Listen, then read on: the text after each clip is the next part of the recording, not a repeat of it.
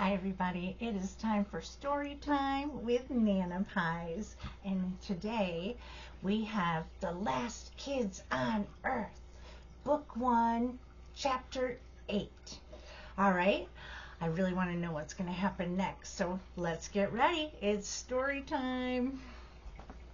The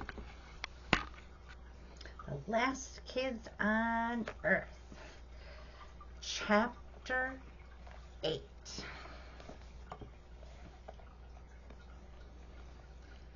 Every single day now, I drive around town blaring Big Mama's horn. I do it in the morning alone, before Quint and Dirk are awake. Every few blocks, I whip out the big bullhorn. June del Toro, are you out there? June del Toro, can you hear me? No luck. It's starting to feel like a wild goose chase. Or a wild June chase. Today I drive past 12th Street, which reminds me, it's almost August 12th, Quint's birthday. I've never planned a birthday party before. That's what moms and dads and girls are for, so a lot of pressure here. Can't junk this up. A party should be big and crowded, so that the birthday person feels admired, appreciated, and accepted. I mean, that's how I always see them, in the movies and on TV and stuff. So I was thinking about trying to catch a bunch of the zombies and do something like this. Scratch that. I'll continue thinking. So you like your gift? Rover is awesome. I always wanted a dog. But when you're a foster kid who's always bounced around, you don't get things like dogs. You might land with a family that has a dog, but you start playing with it and having a blast, and next thing you know, off to a new family, no more dog. But now I've got my own dog, a monster dog. I'm trying to teach him tricks. It's going so. Rover, fetch. Gulp.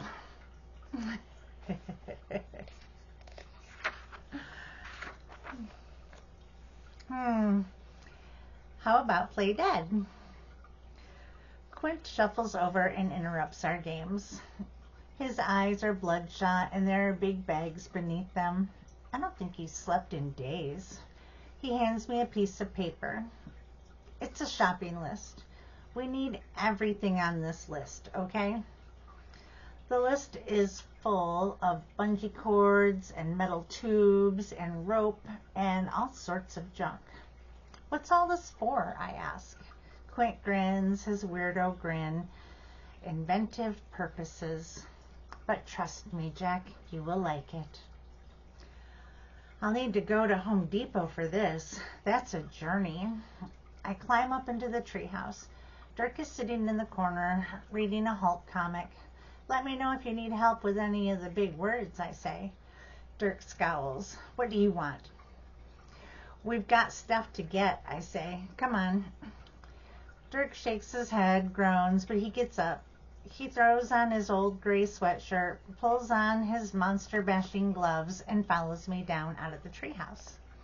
He stomps over to Quint, who's sitting at the picnic table going over some blueprints. Hey, Goober, Dirk barks. How come we gotta go get all this stuff for you? Why don't you go get it? Quint says matter-of-factly, because I'm more valuable here. You think you're more valuable than me, huh? Dirk says. No, I said I'm more valuable here. Similar sentences, but they mean very different. I'll show you mean, Dirk starts. Quint holds up his hands. Dirk, you have no reason to be angry at me.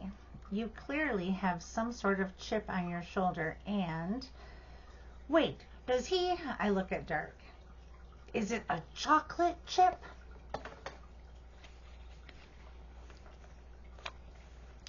Quint rolls his eyes. Jack, I stand on my tippy toes and examine Dirk's shoulder. Or is it a sour cream and onion chip? Either way, I'll eat the chip. I mean, even if it's salt and vinegar. It's not an edible chip on his shoulder, Jack. It's just a dumb saying. Well, Quint, your dumb saying now has me hungry for chips. That's your fault. So, I think you should cook dinner tonight. Quint glares at me hard, like he's trying to laser beam his way through my eyeballs. And if you cook us dinner, I say Dirk will agree not to be a jerk. Right, Dirk? You see how I did that? I'm kind of a master of mediation. Dirk glares at me for a moment, then he looks to Quint. Just tell me the real reason you won't go out there. Quint shrugs. I'm scared. Dirk eyes Quint, then says, well, at least you're honest. With that, Dirk and I head for Big Mama. Do try to get chips, though, Quint calls after us. Now I'm in the mood for chips, too. The Home Depot parking lot is zombie central. Undead construction-type dudes and undead Home Depot employees stumble around, moaning, eager to eat anything human who gets close. But I'm ready for that. I brought the Scream Machine. The Scream Machine is dopeness defined, and Quint and I built it a few weeks back. We pulled an all-nighter, hopped up on Moonshine Mountain Dew, and just past expiration date Sour Patch Kids, watching horror movies. Quint recorded all the scenes with people screaming, then transferred the audio to his mom's old iPhone. We attached the iPhone to a loudspeaker, and we attached that to an egg timer, the Scream Machine. You place the Scream Machine somewhere, spin the little timer, and when the time is up, the speaker's blast screams at maximum decibels. That brings the zombies a stumbling, thinking the screaming belongs to some unfortunate still living humans. At the rear of the parking lot, I set the timer to 2 minutes and drop the Scream Machine out the window. When it goes off, oh man, it sounds like you know what on earth. There's a massive zombie migration, leaving Dirk and me an open path to the store entrance. We step inside. We grab a cart. Dirk is dedicated, tracking down everything on the list. I'm less dedicated and go straight for the power tools. I spend 10 minutes weighing the pluses and minuses of a variety of crazy, cool drills. We're heading for the exit when I spot it. Something awesome. Something heavenly. Out to clean up all the aisles, am I right? You ever get tired of yapping?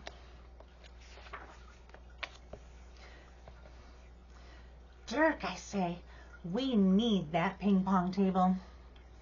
That's what I'll get Quint for his birthday. I expect Dirk to tell me that's a dumb idea and that I'm a dumb dork and yada, yada, yada. Dumb dork, dumb dork. But instead, his eyes light up and he says, I love ping pong. Who doesn't? You have to be some sort of fun-hating demon to not like ping pong. We're stepping closer to the table when Dirk stops. He sniffs the air. Then he says, Jack, have you been wearing deodorant? I don't think I need to yet. You smell rank, Dirk says. Then we both smelled it. It's not my pits. It is a foul, fetid, nose-assaulting stench, mold mixed with fresh death. Dirk and I spin around, and I think it was this guy that we smelled. Yeah, I got that. I'm scared. Beyond scared. Scared to the second power. Scared squared. Dirk, I whisper. I thought this guy before. You see that scar on his forehead? I gave that to him. Then I saw him later, a few blocks from the treehouse. I think he's been like hunting me. Real great, Jack, Dirk says. Real great. Also, just FYI, his name is Blarg, I whisper. Why is his name Blarg? Oh. Blarg doesn't just terrify tiny humans like me. He freaks out zombies, too. In seconds, they're rushing past us, moving towards the door. A whole mess of stumbling, bumbling, stomach-grumbling zombies. That's when Dirk says it, a sentence I thought I would never hear. Toss me that ping-pong table. Huh? Before I can react, Dirk is lunging past me and grabbing the table, which must weigh 100 pounds. Follow me, he shouts. Ping-pong power escape. Slip, slap, bonk.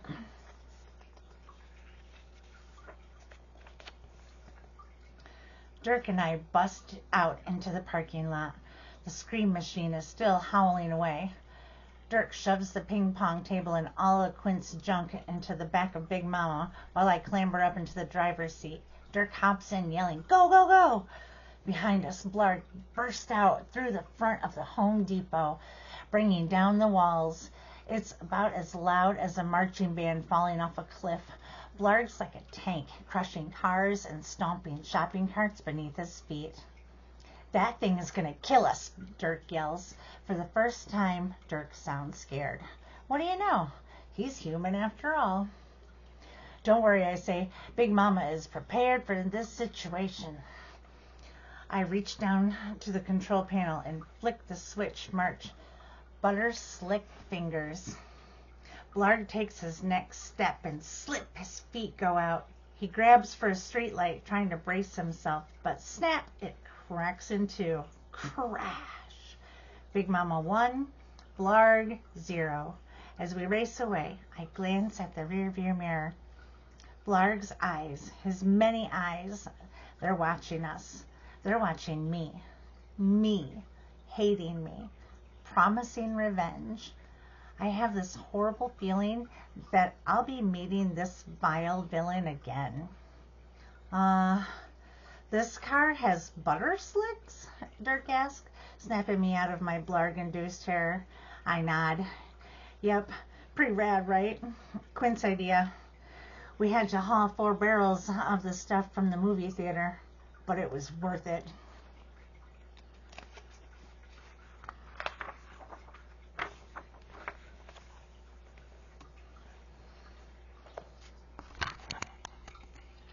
All right, everybody. That was the end of Chapter 8. Come back soon for Chapter 9. Oh, and if you liked our story, The Last Kids on Earth, make sure you hit the like button. Check to make sure you're subscribed to the Nana Pies channel. And make sure that you have the bell on so that way tomorrow when I post another one, you'll hear it go off and you'll know that it's story time. And tell your friends.